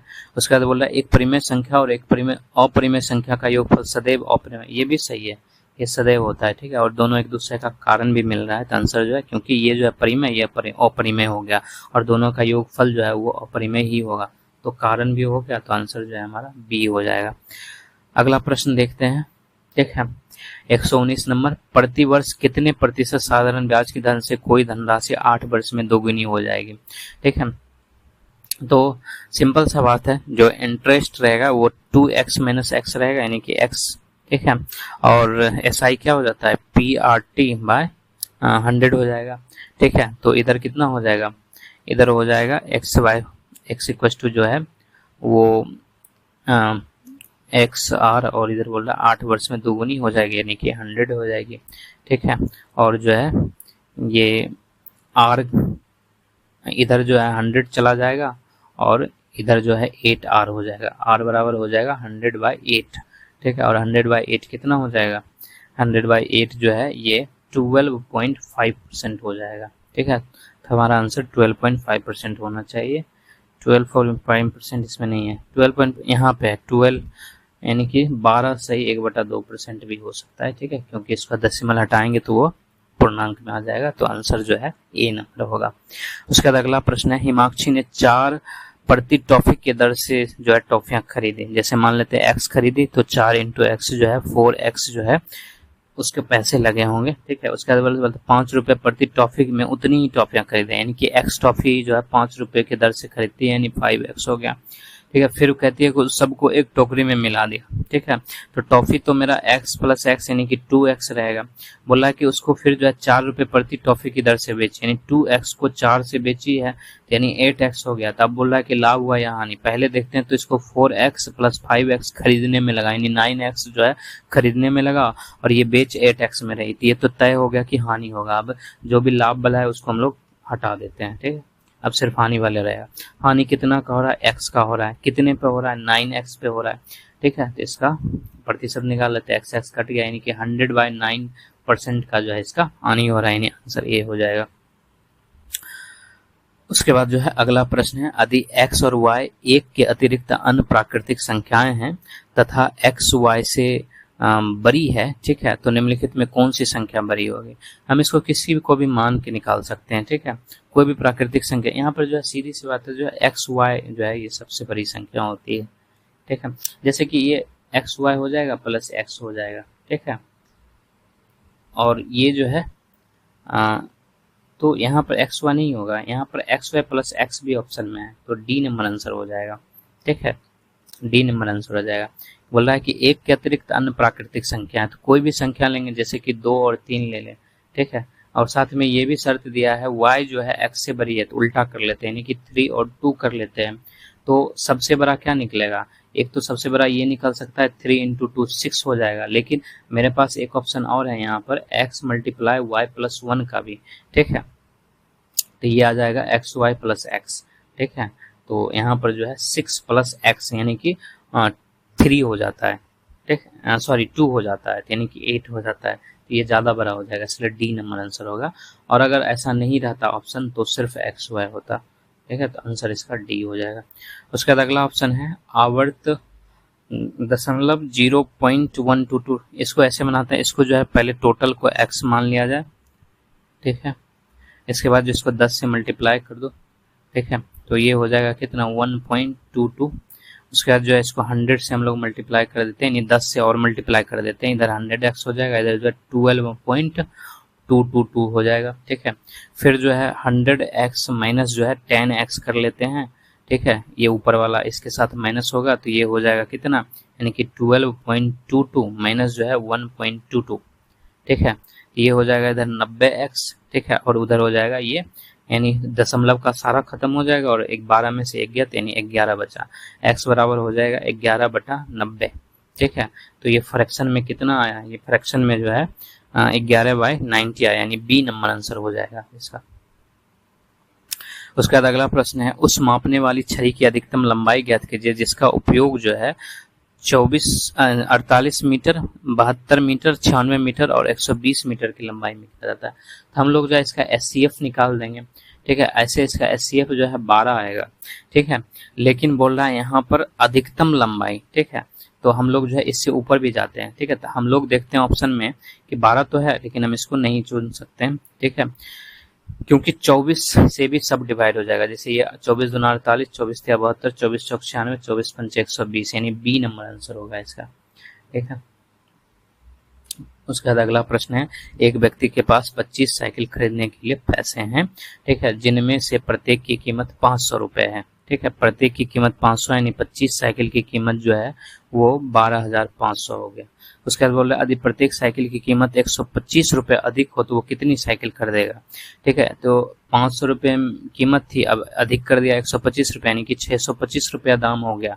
अब जो है 12,500 रुपये में जो इसको 625 से डिवाइड करना पड़ेगा, जितना आंसर आएगा वो उतना खरीदेगा, तो ये जो है कितना हो जाएगा, अगर हम लोग इसको 2 से करें, 5 दूनी 10, 0 और तो लगभग जो है ये, अगर हम इसको छोटा कर लेते हैं काट के, ठीक है, 25 पंच 125 और इधर जो है 5 5 दूनी 10 25, ठीक है, 25 से 100 हो जाएगा और 25 से 5 यानी 20 हो जाएगा आंसर, ठीक है, 20 आंसर हो जाएगा इसका।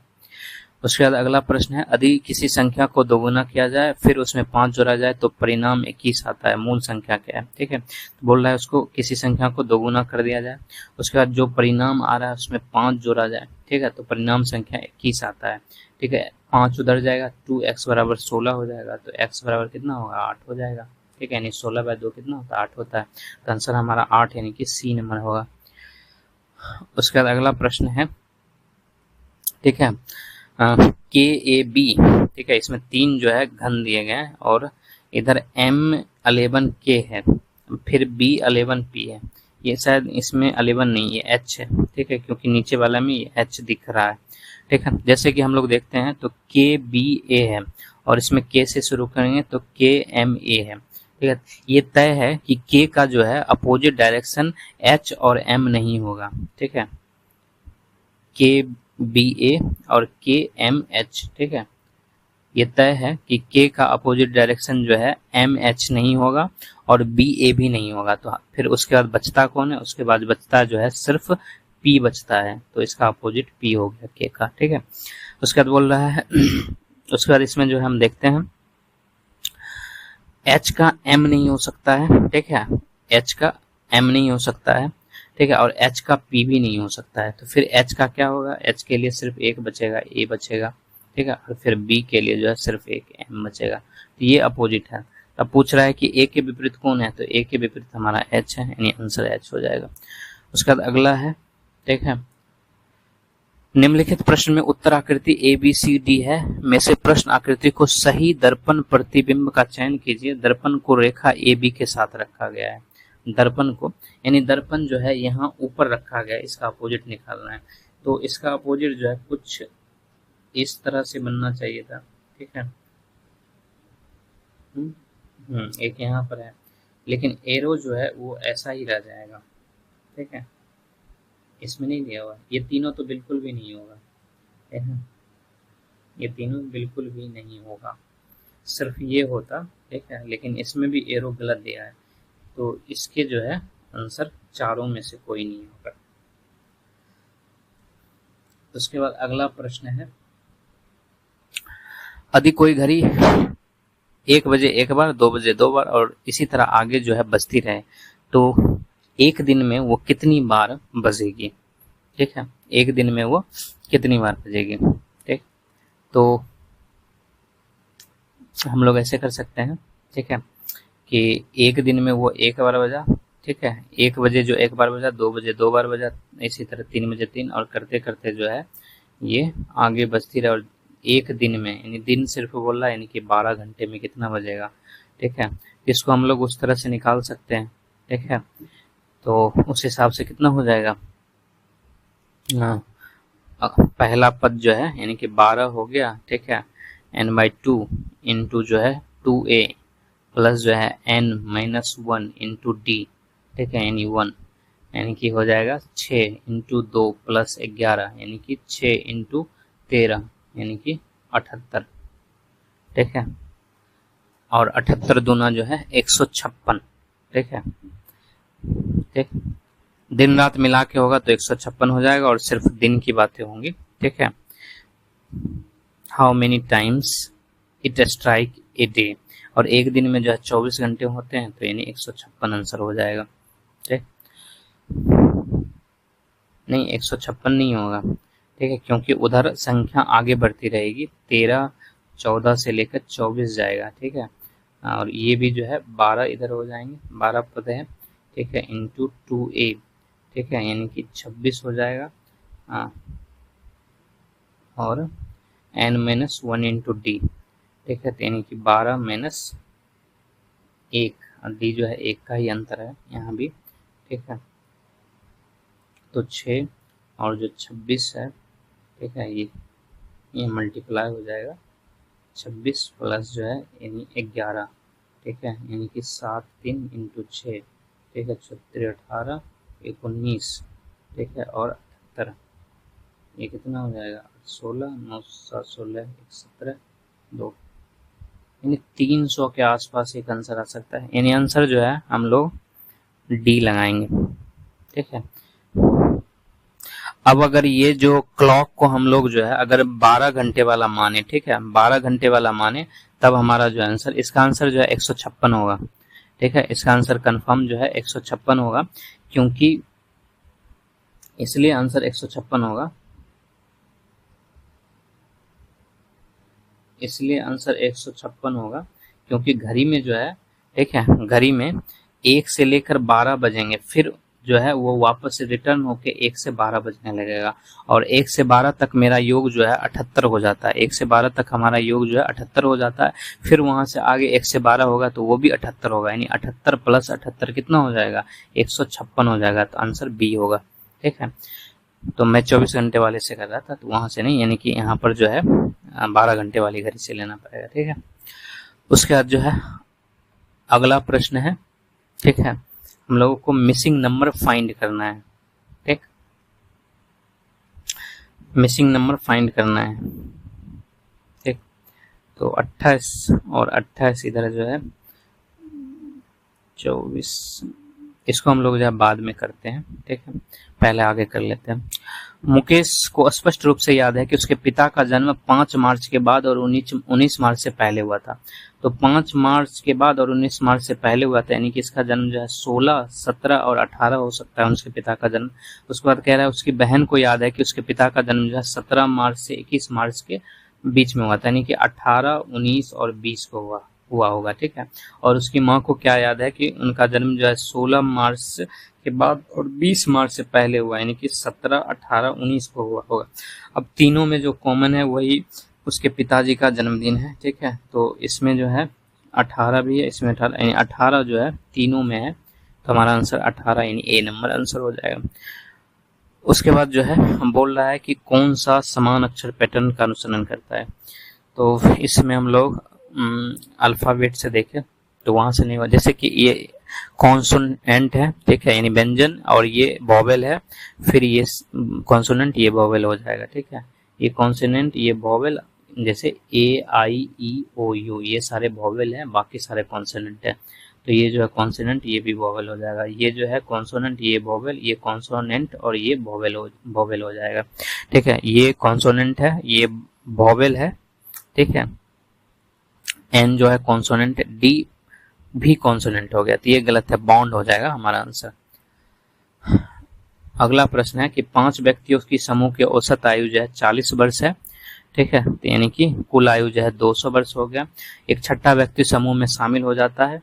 ठीक है, अब 5-6 आदमी हो गया और औसत आयु जो है 2 वर्ष बढ़ जाती है, यानी पहले 40 था तब 42 हो जाएगा, तो यहाँ पर कुल आयु 252 हो गया। उसके बाद बोलता है कुछ समय बाद जो है 60 वर्ष और एक्स आयु की 2 व्यक्ति समूह को छोड़ देते हैं, यानी कि टोटल 252 में से 60 माइनस हो जाएगा और एक्स भी माइनस हो जाएगा, तो ये माइनस होके 192 माइनस एक्स बचेगा, और व्यक्ति कितना हो गया, अब 4 बचा है सिर्फ। ठीक है, और 4 व्यक्ति की औसत आयु अब जो है वो 39 वर्ष है। ठीक है, तो यानी कि ये 39, 9 चौक 36, 12 3 15, 156 के बराबर ये होना चाहिए। तो x बराबर कितना हो जाएगा, x बराबर जो है इधर जाएगा, तो 192 माइनस 56, यानी कि 6 और 3 36 वर्ष हो जाएगा, आंसर सी हो जाएगा। ठीक है, उसके बाद अगला बोल रहा है, ठीक है, कि इस समीकरण को संतुलित करने और रिक्त स्थान भरने के लिए सही गणितीय ऑपरेशन का चयन कीजिए। तो हमको एक एक को चेक करना पड़ेगा। तो जैसे 28 है, फिर डिवाइड 4 हो जाएगा, उसके बाद प्लस 9 हो जाएगा, इक्वल टू 16 हो जाएगा। तो ये 7 + 9 ये 16, हाँ ये बराबर होता है। ये एक ही ऑप्शन ही चूज करना, आगे क्यों चेक किया जाए। तो आंसर जो है इसका ए हो जाएगा। अगला प्रश्न है कि राम अकेले जो है एक बार को 12 घंटे में रंग सकता है, श्याम अकेले उसी बार को 18 घंटे में रख सकता है। यदि वो एक ही समय पर काम शुरू करे और बिना रुके एक साथ काम करे तो पूरी बार को रंगने में कितना समय लगेगा। इसका एक काम जो है 1/12 हो जाएगा और इसका जो 1/18 हो जाएगा, और ये जो है इसका 36 एलसीएम आ गया, ये 3 और ये 2 हो गया, यानी कि 5/36 हो गया। ठीक है, और ये अपोजिट होगा, उल्टेगा, यानी समय के लिए, तो ये जो है 7 घंटा 7 बजे 35 और 10 यानी 2, यानी 7.2 आवर, यानी सी आंसर हो जाएगा। उसके बाद अगला प्रश्न है कि सोनू और उसका दोस्त राहुल खरीदारी करने गया। सोनू के पास जो है 500 थे और राहुल के पास 240 थे। सोनू ने खरीदारी पर राहुल से दुगुना पैसा खर्च किया। ठीक है, अब सोनू के पास राहुल के पास बचे पैसे से तिगुना पैसा है। ठीक है, तो सोनू ने कितने खर्च किया? मान लेते हैं कि राहुल जो है वो x खर्च किया और सोनू जो है, ठीक है, सोनू कहता है सोनू ने खरीदारी पर राहुल से दुगुना खर्च किया, तो वो 2x खर्च किया होगा। ठीक है, अब जो है राहुल x रुपया खर्च कर दिया तो उसके पास कितना बचे? 500 माइनस x बचा होगा। ठीक है, सोनू जो है 2x खर्च कर दिया, उसके पास 240 ही था, तो वो उसके पास जो है 240 माइनस 2x बचा होगा। ठीक है, उसके बाद बोलते हैं कि अब सोनू के पास जो है राहुल के बचे पैसे से तिगुना है। ठीक है, यानी कि 500 माइनस 2x, 500 माइनस क्या बोल रहा है कि अब सोनू के पास जो है राहुल के पास बचे पैसे से तिगुना है, तो राहुल के पास जो है इतना बचा होगा और सोनू के पास जो है इतना है। ठीक है, और बोल रहा है ये जो है, ठीक है, कि राहुल के पास बचे पैसे का तिगुना है। ठीक है, इसको हम लोग सॉल्व करेंगे तो 500 माइनस एक्स हो जाएगा और इधर जो है 720 माइनस 6x हो जाएगा। ठीक है, तो ये कितना हो जाएगा?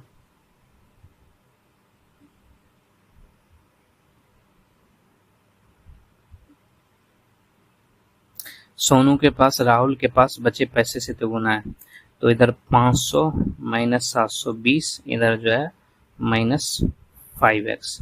ठीक है, माइनस 5x इक्वल टू हो जाएगा ये 220। x कट गया, x बराबर जो है 220 बाई 5 हो जाएगा, यानी 4। ठीक है, 20 और 4 44 हो जाएगा। ठीक है, 44 आ रहा है। ठीक, कहीं मिस्टेक हो गया क्या?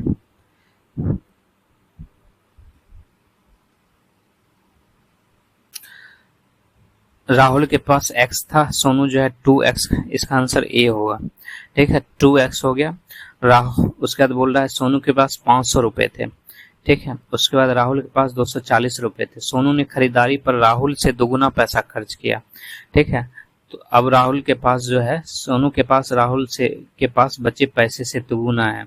ठीक है, सोनू के पास राहुल के पास के बचे पैसे से 3 गुना पैसा है।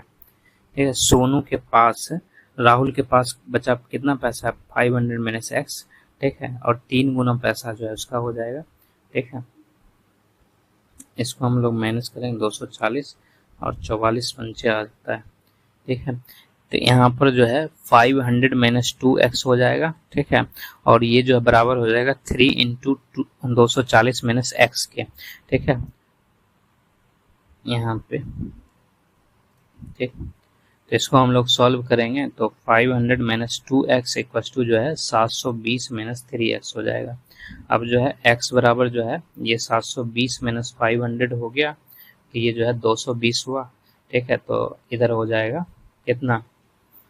2 से गुना हो जाएगा ना इधर जाके, तो 220 यानी कि 440 आंसर, ए नंबर आंसर होगा।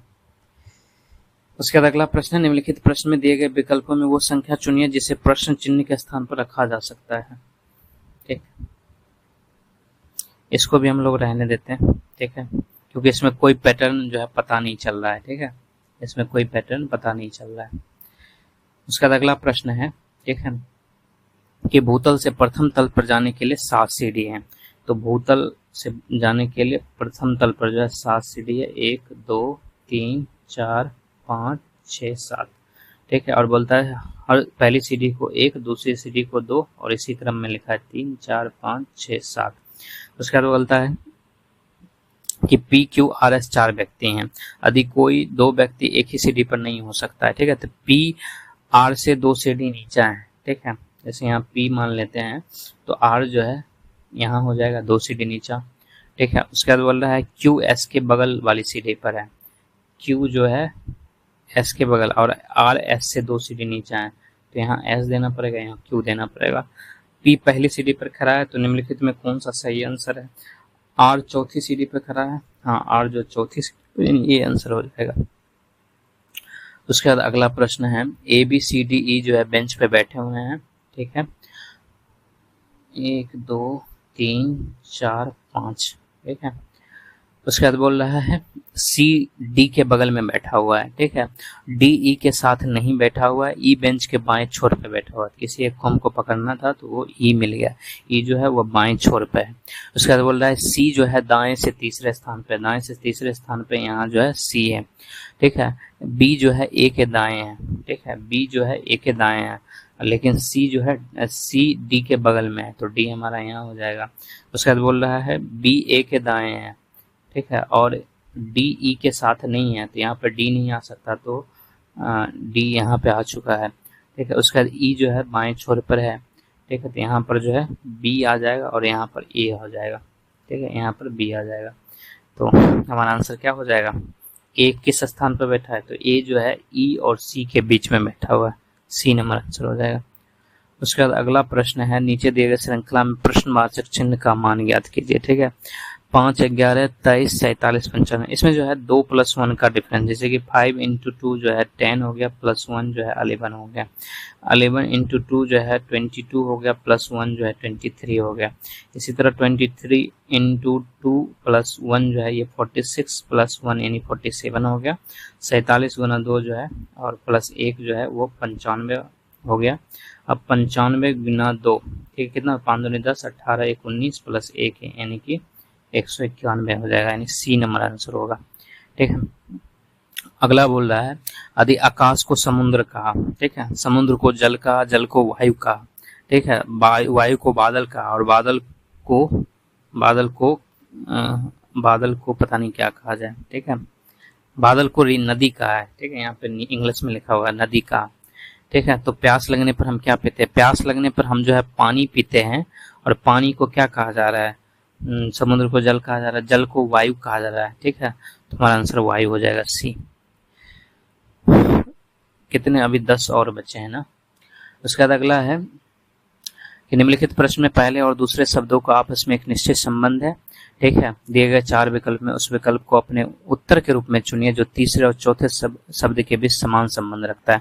बाल चिकित्सा बच्चे से संबंधित, तो जरा चिकित्सा, जरा मतलब जो है वयस्क, वृद्ध होता है, वृद्ध या फिर बुजुर्ग होता है, ठीक है। तो हमारा आंसर सी नंबर हो जाएगा।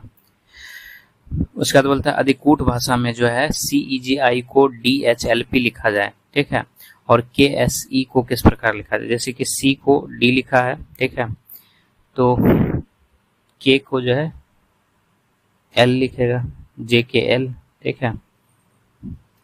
उसके बाद जो है E को H लिखा है, ठीक है, E को H लिखा है, तो S को क्या लिखा जाएगा, S को जो है STU भी लिखा जाएगा, भी लिखा जाएगा, यानी LV, ठीक है। यहाँ U है, यहाँ S है, यहाँ T है, C नंबर आंसर हो जाएगा। उसके बाद बोल रहा है क्या कि प्रथम ने कहा फोटो में दिख रही लड़की, इस फोटो में कोई लड़की है, ये लड़की जो दिख रही है वो मेरे पिता की इकलौती बेटी है, ठीक है, ये पिता है, इसकी इकलौती बेटी है, ठीक है, मेरे पिता की, ठीक है, यानी जो व्यक्ति है उसके बीच में भाई बहन का रिश्ता है।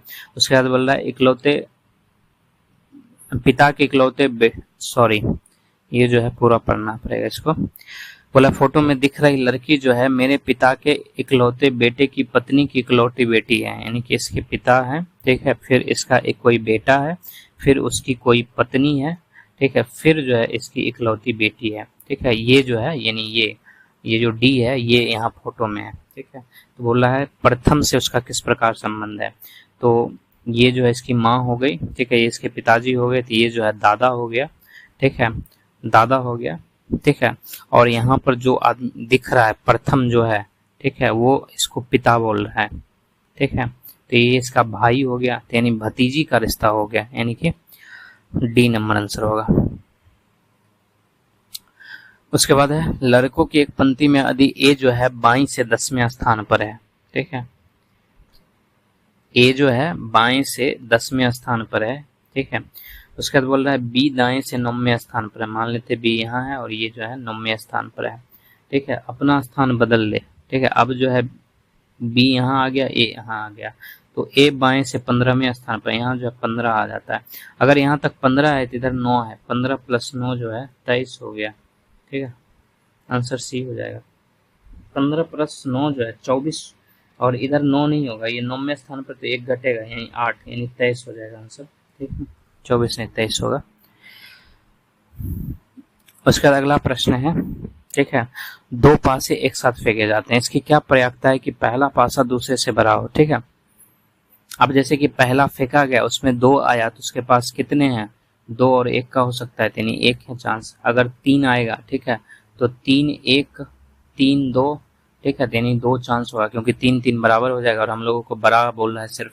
ठीक है, उसके बाद फिर से पासा फेंका, तो मान लेते हैं कि पहले में 4 आ गया, तो क्या उधर क्या आ सकता है, तो 4 1 आ सकता है दूसरे पर, एक पे 4 रहेगा, दूसरे पे 2 आ सकता है, एक पे जो है 4 रहेगा, एक पे 3 रहेगा। ठीक है, इस तरह से 3 संबंध बनेगा।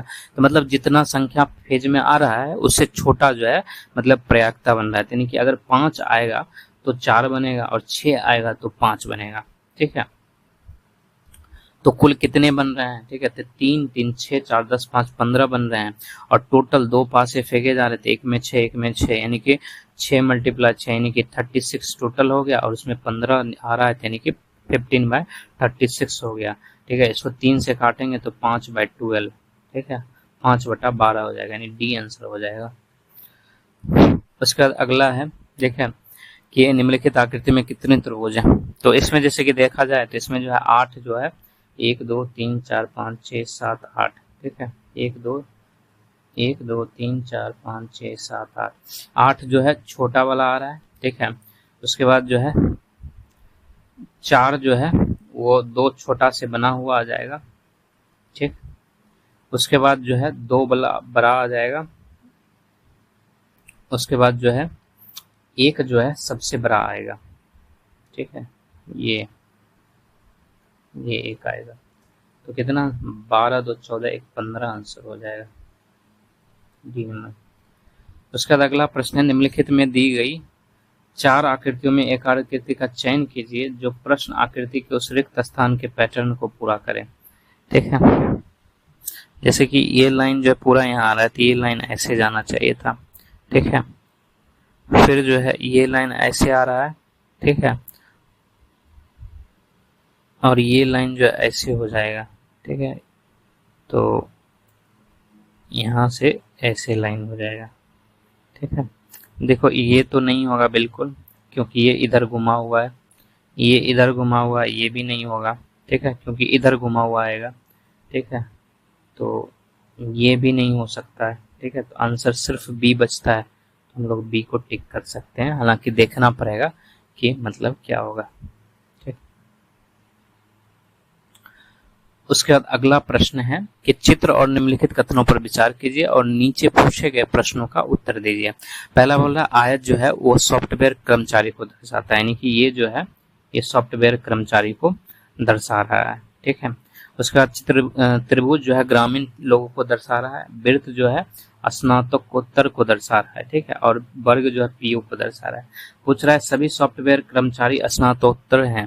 ठीक है, तो सॉफ्टवेयर किसको दर्शा रहा है, सॉफ्टवेयर जो है आयत दर्शा रहा है, तो आयत जो है यहाँ आ जाएगा, और स्नातकोत्तर जो है वृत्त वाला है। ठीक है, तो यहाँ पूछ रहा है सभी में नहीं, 2 और 7 को भी सर्कल के अंदर होना चाहिए, जो नहीं है तो ये गलत हो जाएगा। उसके अलावा कुछ सॉफ्टवेयर कर्मचारी पीओ होने के साथ साथ स्नातकोत्तर भी है, तो सॉफ्टवेयर कर्मचारी जो है वो पीओ के लिए वर्ग है, तो वर्ग में 6 है, बिल्कुल है, और 6 जो है वो सर्कल में, ये सही है, यानी कि 6 जो है वो मतलब पीओ भी है, सॉफ्टवेयर भी है, और स्नातकोत्तर भी है। ठीक है, तो ये हम लोग को सही ही चुनना है, तो बी आंसर हो जाएगा। उसके बाद अगला प्रश्न है, नीचे दिए गए कथन में निष्कर्ष दिया है। यहाँ कह रहा है कुछ कुर्सियां टेबल है, सभी टेबल लकड़ी है, कोई लकड़ी प्लास्टिक नहीं है। ठीक है, कोई लकड़ी प्लास्टिक, कुछ कुर्सियां टेबल है। ठीक है, सभी टेबल लकड़ी है, तो इसका मतलब कुछ कुर्सियां जो है वो,